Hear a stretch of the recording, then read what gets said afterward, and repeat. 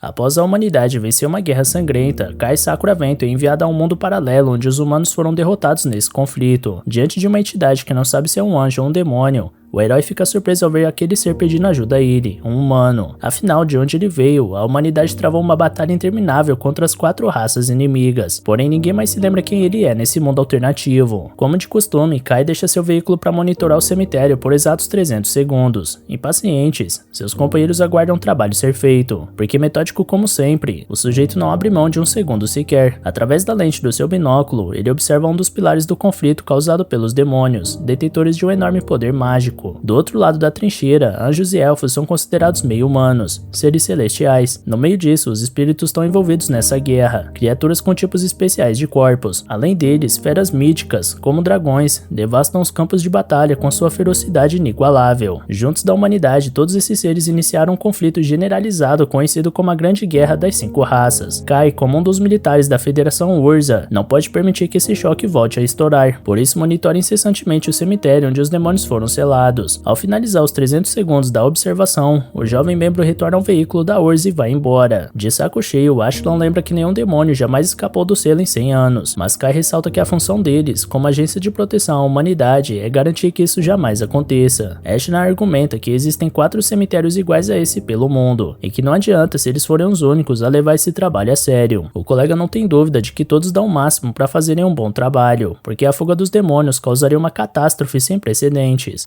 Que a mulher da equipe tenta acalmar um amigo, deixando claro que tudo tá em paz, porém ele não quer baixar a guarda por nenhum momento. Após a viagem, eles retornam a Vishal, na Federação Urza, onde fica a filial que contrata os 3 funcionários. Em uma das sessões de treino, ao lado de Ashnan já inconsciente, Kai usa um boneco de máquina do tipo Fera Mítica e é alertado pelo sistema, que é extremamente arriscado combater um oponente desse nível sendo um soldado de baixa patente. Sem dar ouvidos, o soldado ataca o tornozelo da Fera Mecânica. Quando o dragão ia engolir o garoto, Saki desliga o robô e finaliza o treino de combate. Preocupada, ela avisa que o cara vai acabar indo pro saco se continuar nesse ritmo insano, mas Kai acredita que precisa superar seus limites para fazer a prática valer a pena. Por essas e outras, a garota acredita que esse garoto teria entrado pra história se tivesse nascido na época da Grande Guerra das 5 Raças, assim como o profeta Cid. Kai fica honrado com o elogio, mas não se imagina a altura de tal feito. Por mais que a lenda seja louvada entre os humanos, a garota não consegue imaginar que apenas um homem tenha derrotado esses 4 heróis, a heroína dos demônios, Imperatriz das Trevas Vanessa, o Lorde Celestial Alfreya, a Soberana dos Espíritos Rikugen Kyoko, e o Senhor das Feras Míticas, o Rei das Presas Hath. Apesar da descrença da parceira, Kai afirma que Cid saiu vitorioso dessa guerra por conta da espada brilhante dada pelo deus profético, Arsla Solaka. Seja como for, ela lembra que não existem fotos ou vídeos do herói humano, ao contrário de todos os outros. Por isso mantém seu ceticismo quanto à existência de Cid. Dito isso, ela vai dar uma levantada no Ashran com aquela dedada seca na costela e pergunta pros rapazes o que eles vão querer fazer para comemorar a promoção da Gianni. Ashran diz que um buquê de flores está de bom tamanho, mas Saki diz que a mulher está sendo transferida para a matriz da capital real de Urzaki, com 17 anos, sendo a mais nova da história a ser selecionada. Por isso algumas flores capengas não vão soar muito bem para uma conquista desse nível. Por falar nela, Gianni manda uma mensagem chamando Kai para encontrar ela amanhã de manhã no Terminal 9, em frente à estátua do gato, mas pede para manter em segredo da Saki e do Ashran. Os dois amigos começam a implicar com o cara por conta desse segredinho amoroso, então ele pega a pilha e avisa que vai dar uma corrida. Um dia depois ele se encontra com Gianni, porque a garota vai ser transferida na semana que vem e não quer ficar sem ver o amigo antes. Aliás, ela achava que ele tava de folga, apesar do uniforme vestido dizer outra coisa. Ele explica que fez o treinamento matinal e veio direto, então ela responde que Kai é o único cara que não se intimida com a ideia de fazer compras com ela, mas é disso que ela gosta nele. A ideia de Gianni é comprar um presente pra Saki e Ashran antes de partir pra Ozark, já que os 3 com certeza estão pensando em fazer o mesmo e essa será a última vez em que eles vão se ver. Kai acha isso um exagero, porque a promovida voltaria depois de 2 anos de formação como cadete em Vishal, mas Gianni se recorda que durante esse tempo, Saki e Ashran já terão terminado o serviço militar e vão voltar pra vida de civil. Ela acredita que só Kai deve continuar na Urza até lá, e o garoto compartilha desse sentimento. Orgulhoso da amiga, ele garante que ela vai superar até o próprio pai na carreira, o chefe da matriz de Urza. Esse é o sonho de Gianni desde que ela era pequena, e tudo que ela tem buscado pra vida desde então. Dito isso, continuando o rolê, os dois param pra comer alguma coisa, enquanto a garota pensa no que vai levar pros amigos. Após decidir, ela agradece ao Kai pela companhia. Durante essa conversa, ela lembra de quando o garoto se perdeu no cemitério de demônios aos 10 anos, quando seu pai foi levar ele pra inspeção. Quando chegou em casa naquele dia, Kai disse que viu a espada do Cid. Ele se recorda bem desse dia em que caiu no vazio absoluto, cercado por aquelas criaturas medonhas, até que em sua queda livre, uma espada brilhante iluminava o caminho e atraía o toque do pequeno Kai Sakura. Apesar do trauma, Kai nunca contou essa história pra mais ninguém por achar que ninguém acreditaria nele. Seja como for, desde esse incidente, ele passou a enxergar de forma pessoal uma responsabilidade por garantir que aqueles demônios jamais saiam do cemitério. Por essa mentalidade, Gianni acredita que o jovem ainda estará na agência de proteção à humanidade daqui a 2 anos. Por falar nisso, ela questiona o que ele acha que será do futuro, para além desses 2 anos. Mas antes de responder, Kai vê o mundo à sua volta se esfalecendo aos poucos. Diante dessa distorção estática, alguma espécie de sistema anuncia que a reencarnação mundial foi ativada. Com isso, Kai Sakura Vento é carregado até um mundo alternativo onde os prédios da sua cidade, Vishal, tinham sido todos destruídos, e o ambiente sombrio de guerra havia sido instaurado. Acima disso tudo, um demônio gigantesco surge por trás dos prédios e ataca o humano com sua magia. Ao conseguir se livrar da morte e sem tempo de refletir sobre tudo, Kai corre na direção do seu rifle e dispara contra a nova magia do demônio com uma bala élfica modificada, cancelando o feitiço e surpreendendo o oponente. Irada, a criatura volta a investir contra o homem, exigindo uma grande habilidade de esquiva por parte do Kai, esse que consegue ultrapassar os obstáculos e atingir o inimigo com sua baioneta. A camada de pele dele era extremamente resistente, tornando a lâmina inútil, porém o soldado da Urza dispara mais uma vez contra o demônio, dessa vez com uma bala draconiana modificada que reproduz a baforada das feras míticas. Após causar uma tremenda explosão no corpo do alvo, Kai se orgulha de ter conseguido reproduzir os movimentos que treinou para derrotar um demônio. Indignada, outra entidade maligna surge sem acreditar que um humano derrotou alguém da sua espécie, e Kai repara que o ser consegue falar o idioma humano bem até demais. O demônio ressalta que a maneira mais fácil de dar ordens a um escravo é se comunicando na língua dele, e essa frase deixa Kai em choque, imaginando que ele certamente é a escória desse mundo. O demônio sente o cheiro de perigo no garoto e conjura uma magia para matar ele, até que Saki surge com o Jeep da Urza, joga uma granada luminária na entidade e salva seu amigo. Feito isso, Kai grita o nome da amiga. Saki não sabe o motivo desse desconhecido saber seu nome. Da mesma forma, Kai vai até Ashtan,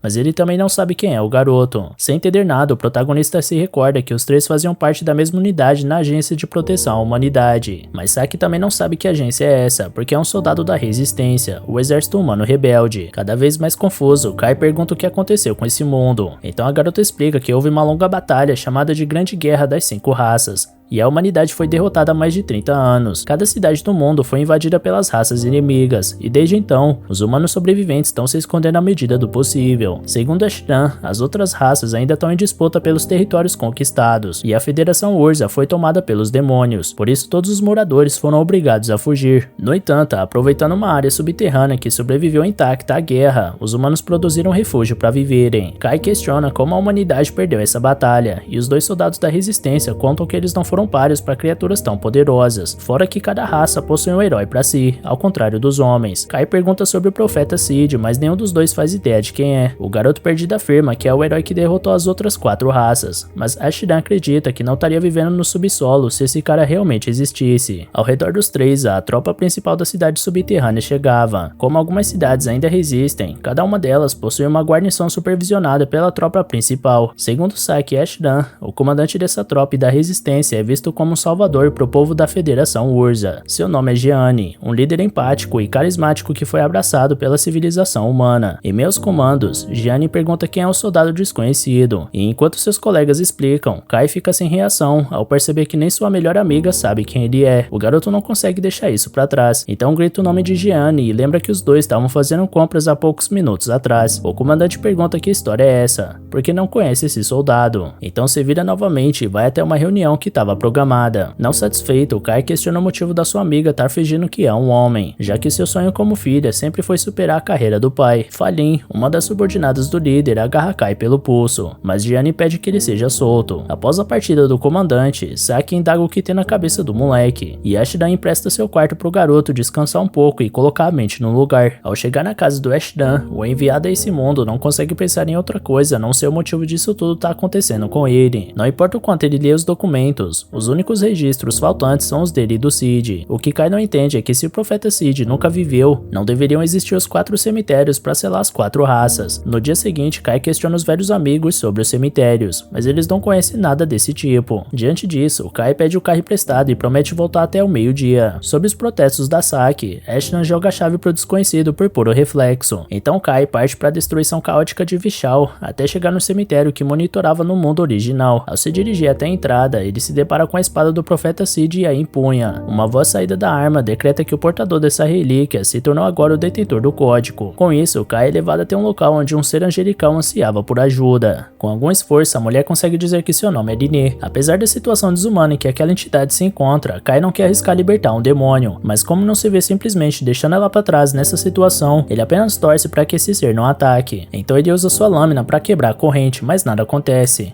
Ele apela para o seu rifle, mas nenhum disparo causa qualquer tipo de dano. Com isso, Kai imagina que poderia utilizar a espada que encontrou no cemitério. E mesmo que não fosse sua intenção, a arma do Cid se manifesta em suas mãos e deixa claro que é o caminho. Com um simples golpe, as correntes logo se estilhaçaram e devolveram a liberdade à prisioneira. Ao retomar sua consciência, Rinne leva um susto e se livra do colo do humano. Então grita com raiva pelo nome de Vanessa, clamando pela volta dela e alegando que ainda não perdeu esse confronto. Desprezando Kai, Rinne afirma que não pode ser derrotada pelo mero demônio lacaio que foi enviado e ataca o humano. Após desviar da primeira magia, o combatente se vê formar na sua frente uma grande massa de energia mágica prestes a voar para cima dele, até que nesse momento a voz do sistema indica que o detentor do código deve cortar fora o destino da morte. Usando sua lâmina, o jovem humano rasga o feitiço da entidade no meio, deixando ela incrédula. Rinne questiona como um demônio fraco pode ser capaz de destruir seus ataques, então Kai vira de costas para provar ser um humano, uma vez que não possui asas nem cauda. Se dando conta daquela situação, Rinne pede desculpas pelo comportamento, porque seu rancor pelos demônios faz com que ela haja com um ódio impulsivo. Como Rinne alega não ser um demônio, Kai pergunta sua espécie, mas a mulher não parece confortável com essa pergunta e pede para isso ser deixado de lado. Aceitando as condições, Kai agora quer saber onde eles estão, mas a própria Rinne não sabe dizer, porque estava lutando com a Vanessa e simplesmente foi parar ali. Assustado, o humano questiona se ela tá falando da Imperatriz das Trevas e heroína dos demônios, porque essa não é uma rival qualquer. Rinne afirma que é capaz de devastar um exército inteiro de demônios, mas ressalta o que acabou de ver vindo desse jovem garoto.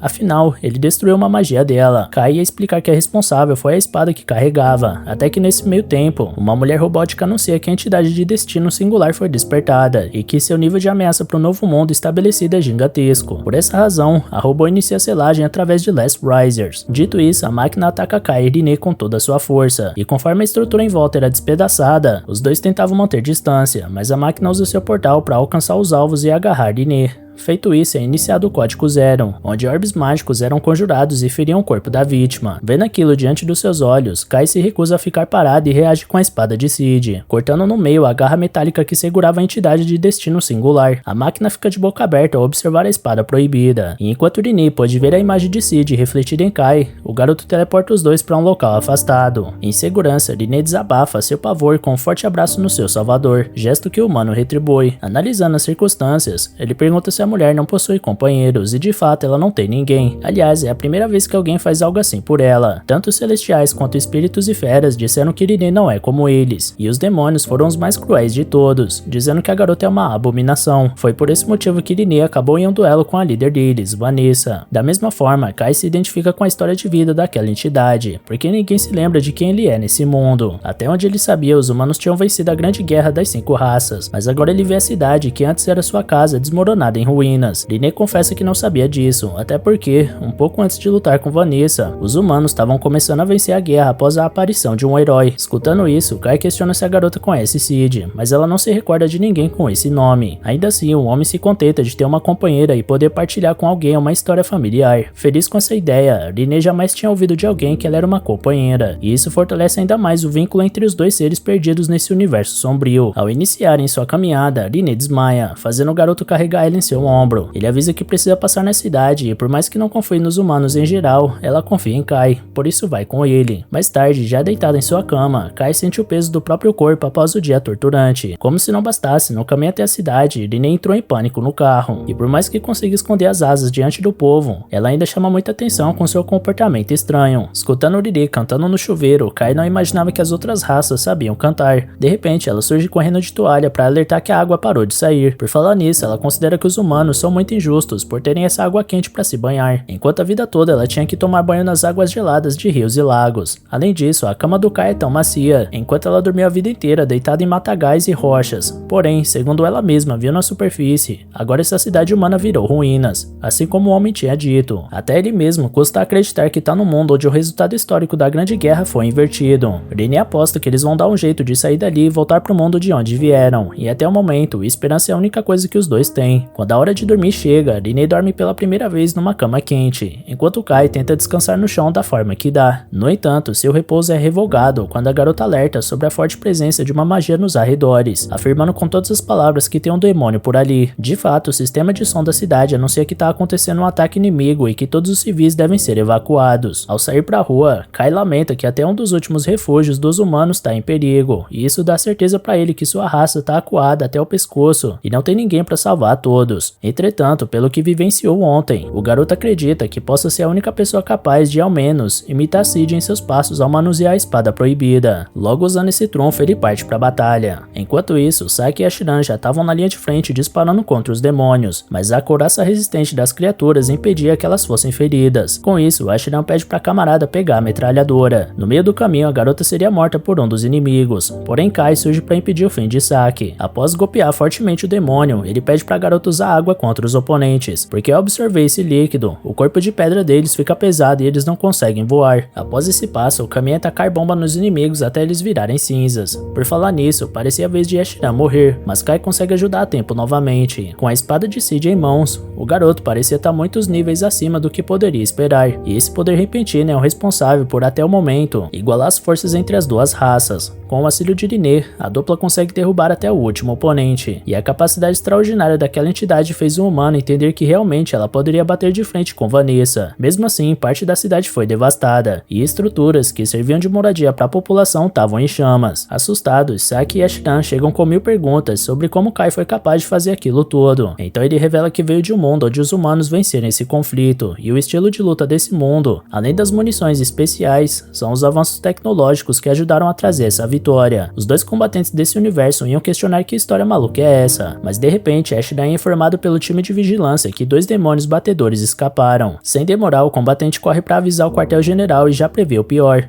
porque agora os demônios sabem onde o refúgio fica e da próxima vez vão voltar com ainda mais unidades. Saki chama Kai para acompanhar eles até o QG, porque Gianni poderia usar a força dele nessa guerra, então ele aceita. No caminho, Kai pergunta se o QG do exército rebelde da Federação Urza não fica na capital real, que tá em ruínas, mas Ashiran acredita que é justamente por esse motivo que os demônios jamais pensariam que tem humanos lá. Saki conta que essa ideia foi do antigo comandante, o pai da Gianni, que se aposentou há 2 anos devido a um ferimento, dando ao filho o título de sucessor. Algum tempo depois, no quartel-general, os oficiais não acreditam que o homem e a entidade vieram de um mundo alternativo onde a guerra foi ganha, e Gianni quer saber a relação entre ela e Kai nesse tal mundo diferente, já que o estranho falou com ela como se a conhecesse. Então a Kai conta que os dois eram amigos de infância, e que Gianni sempre dizia que queria ser como Algiger. Ao escutar esses nomes, Gianni entra em choque e encerra a reunião ali mesmo. À noite, Fallen bate na porta do Kai para avisar que a comandante aguarda ele. Ao chegar, o garoto vê sua amiga sem um disfarce de homem, e ela conta que apenas Fallen e os diretores veteranos sabem que ela é mulher. Em seguida, ela se mostra surpresa por Kai saber os apelidos do seu pai e seu avô, Algiger. Por essa razão, por mais que não acredite em tudo, ela considera a possibilidade do forasteiro estar dizendo a verdade. Então pede a ajuda dele para entrar em contato com os outros 5 núcleos de resistência e cercar os demônios que pretendem invadir o refúgio Neo Vishal. Rinne argumenta que ainda que a missão venha a ter sucesso, isso só provocaria ainda mais os demônios, que revidariam com ainda mais força, mas Gianni não vê outra opção. Sendo assim, Kai sugere que eles ataquem a capital real, tendo como alvo principal a Imperatriz das Trevas, Vanessa. Achando que o homem tá louco, a comandante lembra que aquele demônio foi o responsável por dizimar o exército de defesa da capital inteiro há 30 anos atrás, além de ter ocupado o palácio. Em resposta, Kai menciona a história de Cid, que derrotou a heroína dos demônios sozinho e sente que é capaz de fazer o mesmo. Sem botar muita fé no jovem combatente, a comandante pergunta por que ele parece tão disposto a dar a vida por essa missão. Então ele ressalta que viu Ashiran e Saki arriscando o próprio pescoço em batalha, família, e que mesmo que voltasse ao seu mundo original, não conseguiria encarar os dois se deixassem eles pra morte num mundo alternativo. Por fim, ele cria um plano a partir da percepção que os demônios estão mais preocupados com as outras raças do que com os humanos. Por isso, a maior parte da força dele está disposta perto das fronteiras, e que provavelmente apenas cerca de 10% do total das forças demoníacas devem estar na capital real. Então ele gostaria que enquanto luta com Vanessa, o exército rebelde mantivesse esses 10% ocupados. Gianni concorda que pode segurar os inimigos por um tempo, mas acha que boa parte das suas tropas estariam mortas até a chegada ao palácio. Diante disso, Fallen sugere que eles invadam pelo subsolo, porque do lado de trás do palácio existe uma linha de trem subterrânea que a família real usava como rota de fuga. Surpresa, Gianni pergunta por que não foi informada antes sobre essa linha de trem. Então a combatente responde que o pai da Gianni não queria que ela se arriscasse a esse ponto, por isso pediu para os subordinados omitirem essa estratégia. Dito isso, a comandante anuncia uma reunião para finalmente retornar à Federação Urza. Enquanto as preparações para o ataque estão prestes a terminar, René reflete que odeia os demônios por serem desonestos, os espíritos por serem bizarros, as feras míticas por serem bárbaras, os celestiais por serem teimosos e os humanos por serem fracos, mas acima de tudo ela odeia a si mesma por ser uma mistura de todos eles. Ainda assim, ela reconhece que Kai nunca teve medo dela, tanto que chegou a abraçar ela, algo que a entidade nunca tinha sentido antes,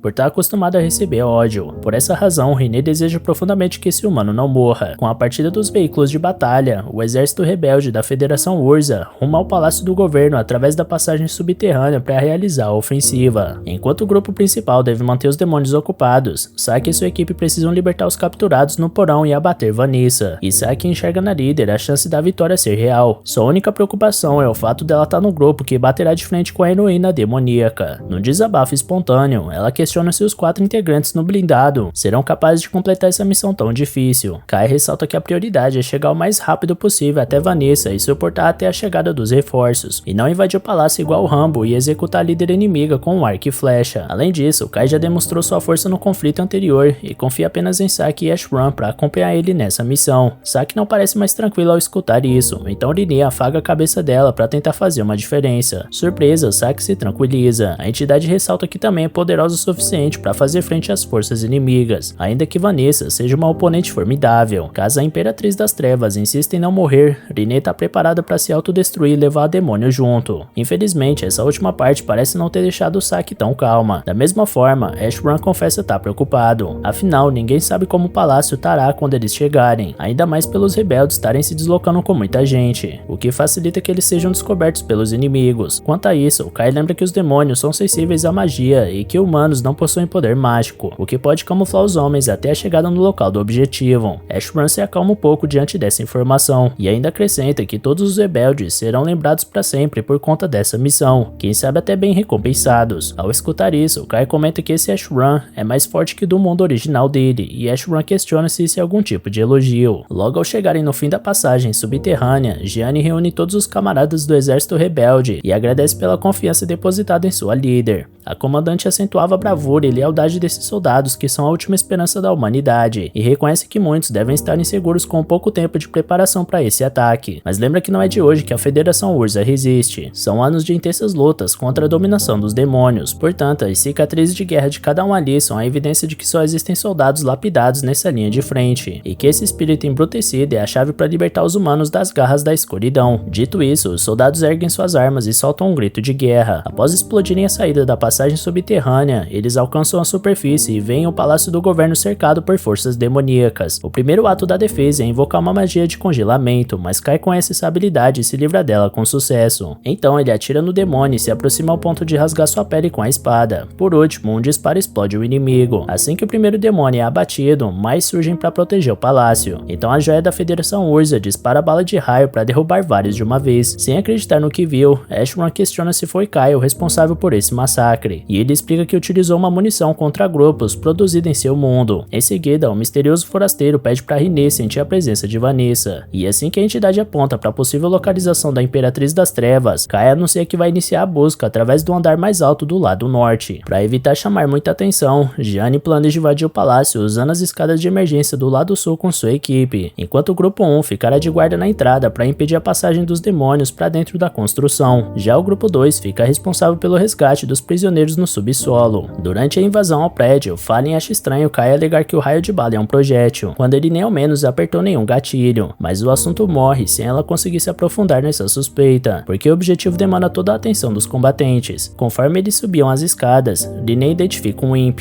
uma raça de pequenos demônios que invocam demônios de grande escala. Sem demorar, uma enorme criatura surge na escadaria e agarra um dos rebeldes, mas Fallen é mais rápida e corta os dedos da fera. Feito isso, ela manda todos continuarem a subida enquanto ela segura o demônio. Na entrada do palácio, o grupo 1 alveja os atacantes como pode, enquanto o grupo 2 alcança os prisioneiros no subsolo. A equipe principal segue seu rumo com a comandante à frente, até que ela é atingida por uma armadilha elétrica que deixa todos os soldados apreensivos. Porém, quando a fumaça baixa, Gianni prossegue intacta e pede para todos se acalmarem, porque ela está protegida pela engenharia élfica ao usar o traje da luz sagrada. Ao lado da líder, um enorme demônio se aproxima, então ela ordena que Kai e sua unidade sigam até Vanessa enquanto ela lutará contra o oponente junto aos seus homens. Conhecida como Cavaleiro da Luz Sagrada, Gianni mostra sua lâmina perante o oponente. Mais à frente, o grupo de Kai veste uma braçadeira produzida a partir da magia de Rinne, que oculta a presença dos usuários. Seguindo rumo, eles se deparam com uma criatura gigantesca que faz Saki tremer o rifle, então Rinne tenta controlar a ansiedade da companheira para ela não fazer barulho. Protegidos por uma barreira que não pode ser vista pelo demônio, os humanos se aliviam quando a fera passa sem identificar os invasores. Com isso, todos soltam um ar de alívio e se dirigem até uma das salas do palácio onde ficam os disjuntores. Ashram afirma que caso Kai e Rinne falhem em derrotar Vanessa, ele e Saki derrubarão todas as luzes para permitir a fuga de todos. Porém, pouco depois de Kai e Rinne prosseguirem sua jornada, o alarme do palácio é acionado, apesar da barreira de Rinne ainda estar funcionando. Então o garoto supõe que os infravermelhos do prédio ainda estão ativos. Por essa razão eles aceleram, encontrando um demônio que sente repulsa pelas asas de Rinne, afirmando que é uma visão caótica e desagradável. Aproveitando que o demônio gosta de falar, Kai questiona se é ele quem faz a manutenção do sistema de vigilância, mas o monstro nunca responde nada que o humano quer de forma direta. Fora isso, ele provoca ao dizer que Vanessa tá contente com essa invasão, e acima de tudo, curiosa para saber o motivo dos humanos terem tomado a decisão de se matarem. Sem carne na pilha, Kai tenta pegar o gancho para questionar se o demônio pode levar eles até a heroína deles, porém o monstro não quer deixar passar a oportunidade de se divertir com os humanos diante dele. Dito isso, a criatura e seus subordinados invocam bolas de fogo contra os inimigos, fazendo Rinne se apressar para recolher Kai e desviar das chamas com suas asas. Após se livrar da primeira rajada, a entidade arremessa o homem no chão e isola ele da batalha com uma muralha de gelo para que Kai continue o caminho em direção a Vanessa. Sem escolha, o garoto parte, enquanto os demônios sentem o cheiro de anjo na mulher, além do cheiro de elfo, anão, espírito e dragão, e até um odor demoníaco naquela entidade misteriosa. Confusos, eles perguntam o que ela é, mas nem Rinne sabe dizer. Tudo o que ela sabe nesse momento é que odeia essas criaturas medonhas. Enquanto isso, Kai encontra um portão enorme e entra na sala do trono, onde Vanessa dá as boas-vindas ao humano. Diante daquela figura, Kai não consegue evitar de tremer levemente. Enquanto isso, Gianni enfrenta o demônio gigantesco, mas tem dificuldades em penetrar a couraça do oponente. Por isso desbloqueia a forma da sua arma e revela o arco longo da lua, finalmente perfurando a armadura inimiga com uma flecha.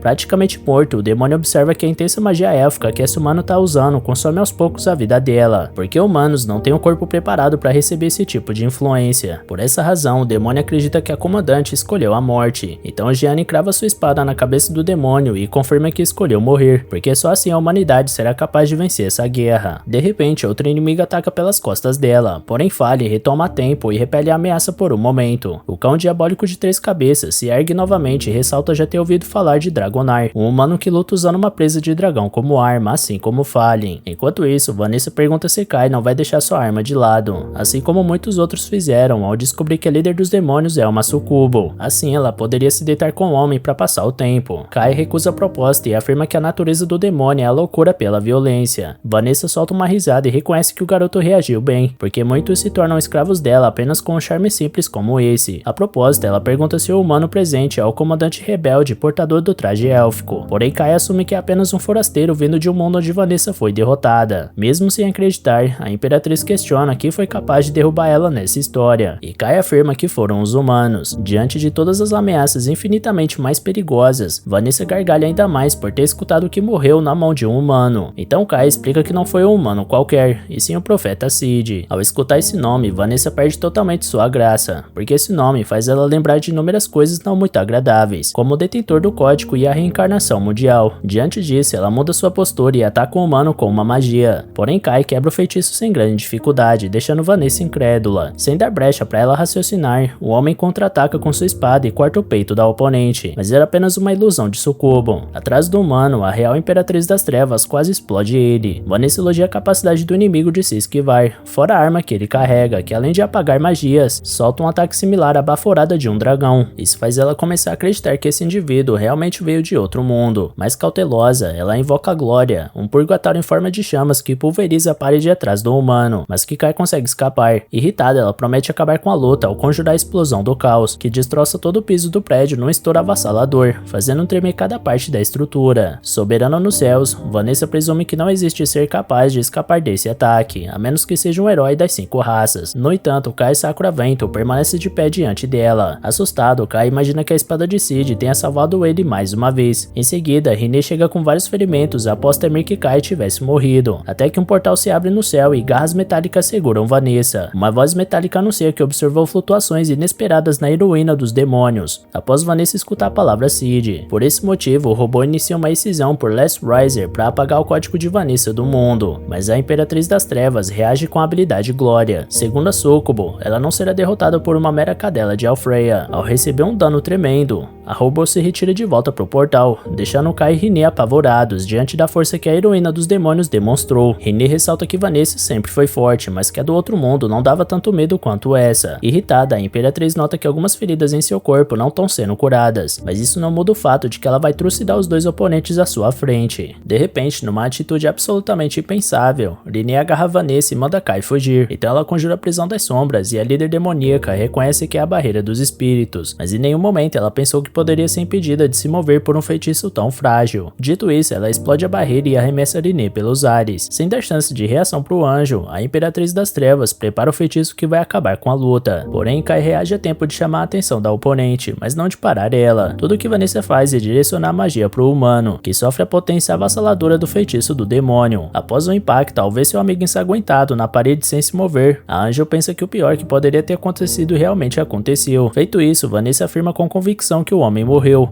Por isso questiona se o anjo vai buscar vingança ou se vai tentar escapar sozinha. Porém, Rinne ignora a arrogância da inimiga e se ergue novamente, ao passo que cura suas feridas, deixando a fúria exalar em seu corpo como sangue corre em suas veias. Aquela entidade sinistra e inexplicável ganha contornos ferais, como garras afiadas em cada dedo, fora uma asa negra que se abre de forma imponente em suas costas. Vanessa observa que isso parece mais uma mistura das 5 raças, mas sua oponente não tá afim de conversa. Tomada pelo ódio, Rinne voa em direção a Vanessa e aplica um soco na barriga dela. Depois continua com uma sequência de golpes que atinge diretamente o demônio. Tudo que Rinne quer é fazer essa mulher calar a boca, e não vai parar até conseguir o que deseja. Entretanto, Vanessa mostra que não tá entregue nessa luta ao segurar o punho da adversária. Após soltar uma gargalhada, ela começa a colocar a culpa da morte do Kai nela, argumentando que se ela tivesse assumido essa forma antes, poderia ter evitado que o amigo perdesse sua vida. Nisso, Vanessa deduz que a rival tentava a todo custo esconder sua real identidade, mas entende o motivo, levando em conta que humanos são fracos e covardes. Na opinião da Sucubo, humanos temem os demônios e odeiam as feras míticas, correm dos espíritos e invejam os celestiais. E por falar em humanidade, Vanessa não se esqueceu do que disse mais cedo. Suspeitando que Rinne é uma mistura de todas as raças, é claro que ela teria sua parte humana, essa que chora de medo e ressentimento ao ser chamada de monstro. No final das contas, Vanessa afirma que a oponente não evitou a morte do companheiro porque não quis, por ter hesitado na hora que deveria reagir, e agora o estrago tá feito. Tentando segurar suas emoções, Rinne concorda que a culpa é dela,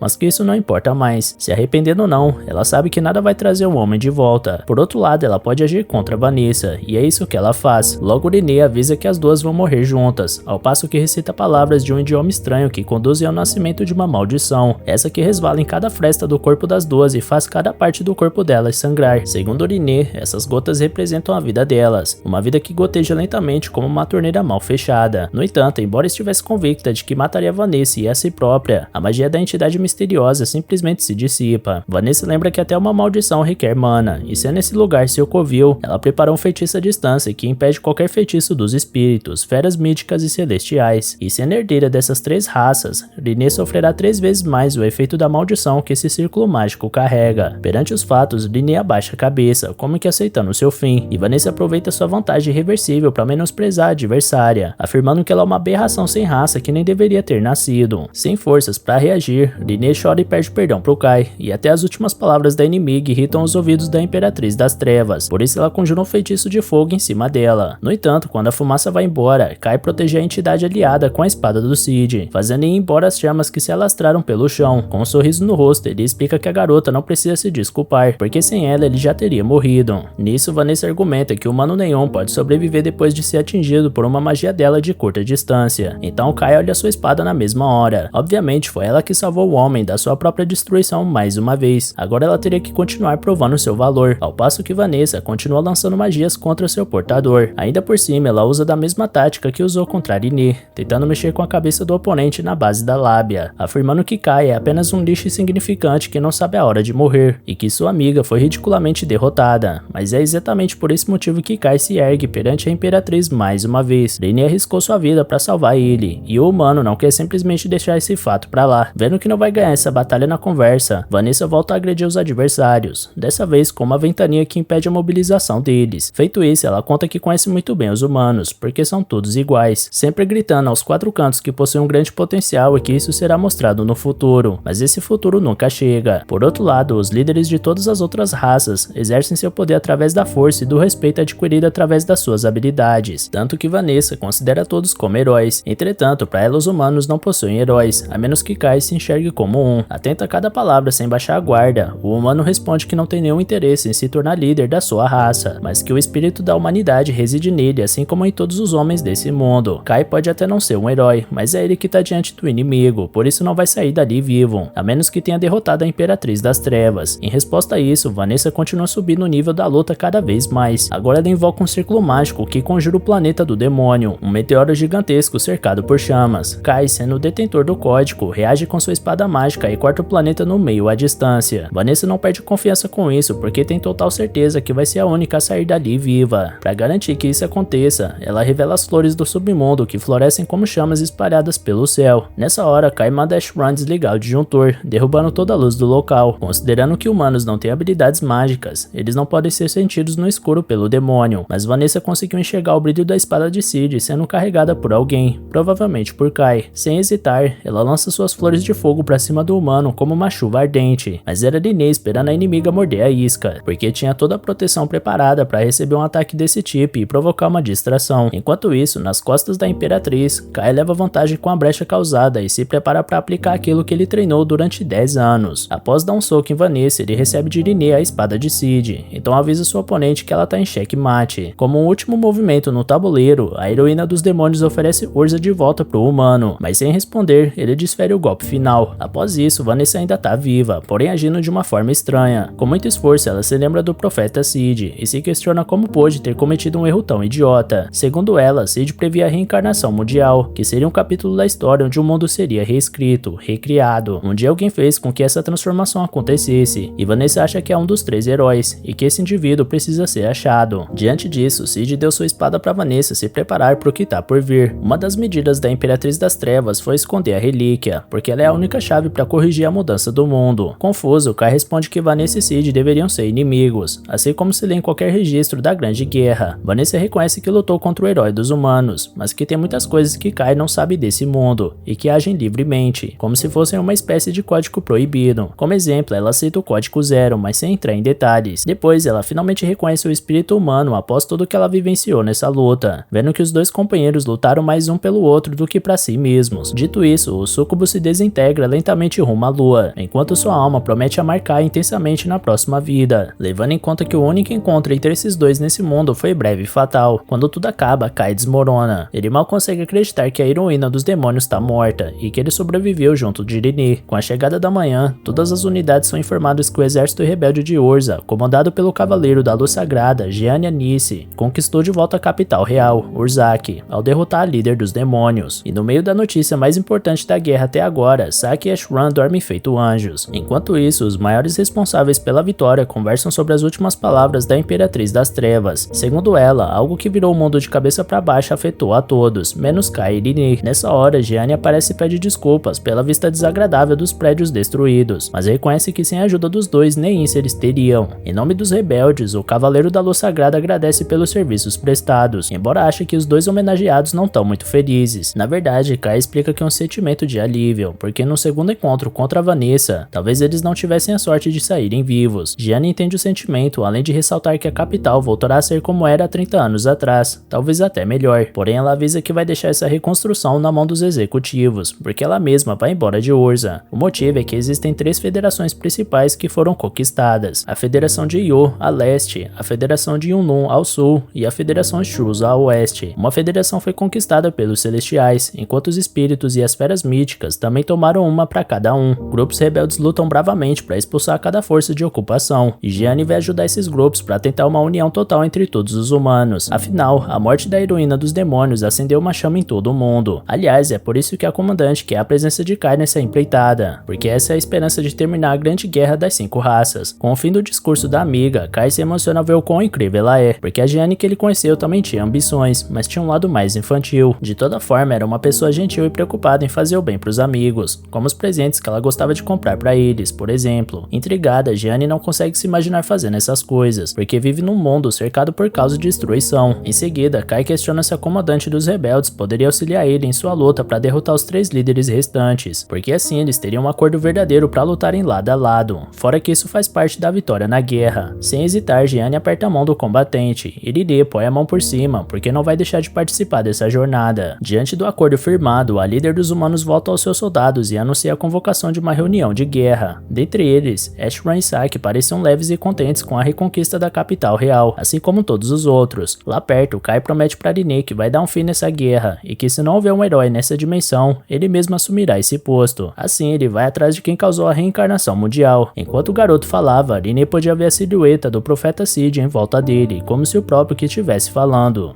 Em sua cabeça, quando ela fugia daquela máquina sinistra que corria atrás dela, Rinne sente que poderia ser o herói humano resgatando ela em seus braços, mas isso era apenas uma fantasia repentina enquanto ela vagava pelas terras remotas daquele mundo perdido a bordo do blindado dos rebeldes. Ashran sente um frio tão grande que sente que vai pegar uma gripe até chegar na Federação Lo. Junto da equipe dele, dezenas de outros veículos seguem seu rumo sob a liderança de Gianni. Sem muita paciência para as reclamações do camarada, Saki lembra que existe um pedido de ajuda urgente vindo das outras federações, e que eles possuem no comboio a última esperança da humanidade. Kai só espera que a capital realmente esteja reconstruída completamente quando eles voltarem, enquanto Rinne torce para que a cidade esteja salva dos demônios. Antes de partirem de Urzak, os combatentes se organizaram para juntar os cacos do chão e reerguer essa importante região dos homens. Infelizmente, Rinne podia sentir de longe o cheiro dos demônios que rondavam o perímetro, que logo chegaram formando uma barreira em volta do palácio central. Liderando a visita, a irmã de Vanessa enxerga o responsável por mandar sua irmã de volta para o inferno. Kai usa sua habilidade de detentor do código para se proteger de um dos ataques do demônio, mas Annie tem que intervir para impedir que algo de mal acontecesse com o combatente. Kai pergunta a intenção do demônio, então ela se apresenta como Rinne Mariu, enquanto o humano sente uma pressão vinda dessa súcubo tão potente quanto a de Vanessa. Rinne Mariu acredita que sua irmã foi vencida por um mísero homem por conta de uma sequência de milagres, mas que isso não aconteceria se ela tivesse presente na batalha. Kai quer saber se o demônio veio por vingança pela irmã, provocando uma risada em Rinne Mariu. Segundo ela, a ausência de Vanessa alavanca seu nome pro topo da hierarquia dos demônios, apesar de gostar da Imperatriz das Trevas. Na verdade, ela se sente grata pelo humano ter eliminado Vanessa. Por falar nisso, ela revela que veio falar de negócios. Se os demônios se reunirem, Rinne Mariu acredita que eles serão capazes de recuperar a capital quando quiserem, mas eles estão permitindo que os humanos fiquem com Urzark de propósito. O acordo seria manter a cidade com os homens em troca de uma trégua. Então o combatente alega que vai passar a proposta para comandante. Rinne Mariu provoca Rinne, mandando o ser caótico parar de olhar para ela, causando a ira daquela espécie de entidade desconhecida. A propósito, Rinne Mariu torce para que os humanos lutem contra as outras 3 raças, e Kai sabe que ela quer usar os homens para partirem para cima dos outros, enquanto os demônios se recuperam da última derrota. Rinne Mariu admite sem cerimônia e oferece um beijo pro soldado caso ele vá bem nessa missão. Aliás, caso planejem ir para as terras celestiais, a irmã de Vanessa aconselha eles a terem cuidado com o Lord Alfreya, porque ele tem se comportado de forma estranha ultimamente. Após todo esse evento, Kai comenta dentro do blindado que a unidade de reconstrução ficou responsável por uma Urzark em perigo. Sendo parte da unidade de expedição, ele e os demais membros da sua equipe devem cooperar com a Federação Io e derrubar os Celestiais. Sendo uma organização composta por elfos, anões, fadas e anjos, Kai acredita que essas raças são mais covardes e astutas que os humanos, sendo criadores de itens mágicos poderosos para momentos de guerra. Se os humanos consideram os demônios como monstros, certamente os Celestiais são como homens superiores. Nesse meio tempo, Gianni alerta pelo rádio que todos farão uma parada de descanso em 2 km. De repente, Rinne alerta alerta sobre a chegada de uma fera mítica pelo horizonte, então Kai avisa todos os veículos da chegada do inimigo. Descendo os céus com seu tamanho monstruoso, um dragão balança o ar com a vastidão de suas asas, enquanto os humanos reagem com seus rifles automáticos. Apesar disso, a resistente couraça da fera mística mantém ela inabalável no percurso, e logo pronta para derrubar o primeiro blindado com sua cauda. Só quando Kai reage com sua bala de raio, seguida de um ataque conjunto com Rinne, que um dano considerável é causado no oponente, não o suficiente para matar, mas para causar a fuga do dragão. Na mesma hora, Gianni ordena a parada de todo o comboio para o resgate dos grupos 29 e 30, que foram atingidos pela fera mítica. Mais tarde, agrupados para o período de descanso, Kai se sente mal por ter uma barraca tão grande apenas para ele e Rinne, mas certamente ela ficaria tensa ao lado de humanos que não conhece, e talvez por isso que Gianni tenha permitido que ela ficasse sozinha com Kai. Nesse instante, a comandante chega ao lado de Falin para agradecer pelo ótimo trabalho no alto da colina e conta que essa tenda é destinada para o alto escalão do comando e que os dois soldados estão ali como guarda-costas da comandante. Falin chama Kai para designar o combatente para a guarda do lado de dentro, porque caso Gianni fique muito tempo ao lado de outra mulher, corre o risco de perceberem que ela também é uma, já que ela precisa tirar a armadura para dormir. Indo direto ao ponto, a oficial de confiança da líder do batalhão ordena que o soldado não faça movimentos bruscos quando vê a comandante usando suas roupas. Kai se sente ofendido, já que é um soldado profissional em serviço, mas quando ele entra, a realidade começa a ser tacada na cara do sujeito. Rinne fazia uma massagem para aliviar a dor nas costas de Gianni, e Kai aproveita para comentar que deve ser difícil fingir ser um homem. Mudando de assunto, ele declara que não esperava a presença de uma fera mítica na Federação Urza, e presume que eles podem ter vindo explorar a área após ficarem sabendo da queda da Imperatriz das Trevas. Gianni tranquiliza o subordinado, lembrando que defesas foram preparadas na capital real, e que o posto não será tomado com facilidade. Depois, ela aproveita para avisar que se mexe demais enquanto dorme, portanto, o soldado já está avisado caso sinta um chute no meio da noite. Falando nisso, se a barraca é grande, digamos que não tem espaço na cama para 3 pessoas. Ao amanhecer, o comboio parte para o prosseguimento da sua missão. Ashram imagina que Kai não tenha conseguido dormir muito por ser o guarda-costas do comandante. O garoto, com marcas de cansaço pelo rosto, concorda plenamente. Observando o exterior pela janela, Rinne quer saber o que é aquela estrutura semelhante à muralha da China. Isaki explica que é o grande muro da fronteira. Em outras palavras, eles estão próximos à Federação Yo, o que Gianni confirma aos combatentes via rádio. O destino do comboio é a 8ª cidade, Cassiopeia, nos arredores da capital local. É lá onde fica o quartel-general do exército da região. Na chegada do fim de tarde, os veículos atravessam os escombros das cidades humanas, que antes eram repletas de vida. Saki prepara seu rifle para caso veja um celestial, porque quer atacar primeiro dessa vez, ainda mais porque a arma dos humanos é eficaz contra esses seres. Kai pede para a colega baixar um pouco a bola, porque os humanos são parecidos com os celestiais, então existe o risco dela atirar num aliado por engano. Mais à frente, a comandante ordena a parada do comboio e a descida dos veículos para seguir a viagem a pé. Rinne colhe frutas regionais para se alimentar, apesar de Kai não saber se é apropriado comer alguma coisa por ali. A espécie de anja admite que sua língua fica dormente quando ela morde, mas que o sabor é incrível. Kai imagina que seja veneno, mas a mulher disse que já comeu esse alimento antes na Floresta dos Elfos. O soldado fica intrigado com essa floresta, e Gianni explica que devido à invasão celestial, eles enterraram a cidade humana com a Floresta dos Elfos. Mais à frente, os combatentes da Federação Urza são recebidos com empolgação pelos habitantes de Cassiopédia, além da saudação formal dos soldados locais. Obviamente, ninguém esperava uma recepção tão calorosa, o que pode ser tão bom quanto ruim, porque a alegria pela chegada de reforços pode significar que a ameaça é mais real do que aparenta. Um dos homens toma a frente e se apresenta para a comandante. Seu nome é Zeph Van Beckhen, conselheiro de Cassiopédia. A vitória do Cavaleiro da Luz Sagrada correu por toda a Federação Yo e trouxe esperança de volta à humanidade, segundo o homem. Depois ele saúda Fallen, alegre por estar se juntando a um soldado lendário dos rebeldes. Por conta da vasta experiência da combatente, Zeph Van comenta que os dois tiveram uma longa vida, apesar de Fallen discordar por não sentir que não possui idade bastante para ganhar esse título. Sem mais delongas, Gianni pede para ser levada até Dante, comandante dessa cidade. A caminho, Zeph Van pergunta a Fallen o que ela conhece sobre o líder local, e ela sabe que ele se chama Dante Guelph Alighieri, um descendente da antiga família real da Federação Yo que se considera um imperador. Além disso, é um invejoso, desconfiado e obsessivo, ao ponto de enxergar Gianni como uma ameaça. Zeph Van assina embaixo cada palavra dita pela oficial, mas pede que a comandante de Urza entenda que Cassiopédia inteira se alegra com sua chegada, mesmo que o autoproclamado imperador não concorde com isso. Logo, os reforços são recebidos pela comandante assistente, Kilberry. Ela avisa que todo o assunto a ser tratado com Vossa Majestade deve passar por ela antes. Ao entrarem no escritório do homem, ele reclama que os reforços chegaram atrasados, porque foi combinado que chegassem hoje pela manhã. Por isso, Dante quer saber se Gianni e Anice tinham a intenção de deixar o imperador esperando. Gianni explica que seu comboio foi atacado por uma fera mítica, o que custou o tempo de recuperar recuperar os feridos e consertar os veículos. Mesmo diante das justificativas, Dante não se importa com desculpas e questiona o que a comandante de Urza faz em outro país depois de ter retornado sua capital real. Na cabeça dele, Jeanne pretende aumentar sua glória roubando o exército de Io. Esse comentário atinge diretamente a comandante, mas ela mantém a serenidade para explicar que o próprio Dante solicitou a assistência das suas forças. Ele responde que foram seus subordinados que fizeram isso por conta própria, mas a comandante presume que ainda assim ele não queira ser dominado pelos seres celestiais. Por isso, a glória individual de um líder não é importante em meio a esse perigo. Além do mais, ela aconselha o autoproclamado imperador a notar que os créditos pela expulsão dos invasores não são dele nem dele, e sim do povo e seu exército. Por fim, ela diz com todas as palavras que se Dante quiser honras para si, deve se comportar de maneira digna delas. Após esse encontro desagradável, os reforços se unem aos oficiais de Io. Zefven informa que a Floresta dos Elfos, a Vila dos Anões, o Esconderijo das Fadas e o Corte dos Anjos são considerados territórios inexplorados pelos humanos. Uma vez que não sabem onde está o herói celestial, Jeanne se coloca à frente da busca por Alfreya, impressionando os subordinados de Dante, esse que já começa a despertar sua inveja diante da coragem da estrangeira. Ela pede o reforço do exército de Io, porém o líder local se recusa a ceder seus homens. Imaginando que o homem faria birra, Jeanne vai além e afirma que veio prestar sua vida àqueles que lutam por suas terras, conquistando a confiança e respeito dos combatentes dessa federação. À noite, em seu acampamento, o exército de Urza tem que se contentar com uma gororoba horrível para janta. O grupo de Kai conversa sobre a assistente de Dante, Kyubirei. Aparentemente, Linnea viu algo estranho naquela mulher. Logo quando o sol volta a clarear, os soldados se dirigem à Floresta dos Elfos. Dante comenta com sua fiel assistente que Jeanne é uma comandante extremamente imprudente, o que Kyubirei concorda, como sempre faz, indignada porque os outros soldados estão se sentindo motivados pela inconsequência da intrusa. Quando Jeanne retorna da sua expedição, ela pretende fazer um mapa da floresta e marcar uma reunião estratégica. Um dia depois, a comandante revela rotas de patrulha dos elfos baseada nas pegadas que encontraram ontem, e essa informação possibilita o início de um ataque contra os celestiais. Apesar dos soldados de Io estarem motivados para a batalha, Dante não está nem um pouco feliz de ver seus homens sendo levados pelo carisma de Jeanne. Kyubirei aconselha seu chefe a realizar um feito grande o bastante para solidificar sua posição de imperador, e sugere que ele mesmo lidere os soldados na Floresta dos Elfos. Abraçando a ideia, ao dar esse aviso ao seu conselheiro, Dante informa que já possui uma unidade voadora explorando a Floresta dos Elfos. Zefven acha que isso pode gerar um atrito na coordenação entre os exércitos de Urza e Io, mas Dante não quer saber. Aliás, ele ordena que essa operação seja mantida em segredo. Enquanto isso, Linnea levanta a suspeita de que a comandante assistente de Dante, Kyubirei, na verdade não é humana. E galera, regaça aí no like aqui embaixo e comenta no vídeo para incentivar a gente ainda mais a trazer continuação desse anime, beleza? Valeu galera, se cuidem!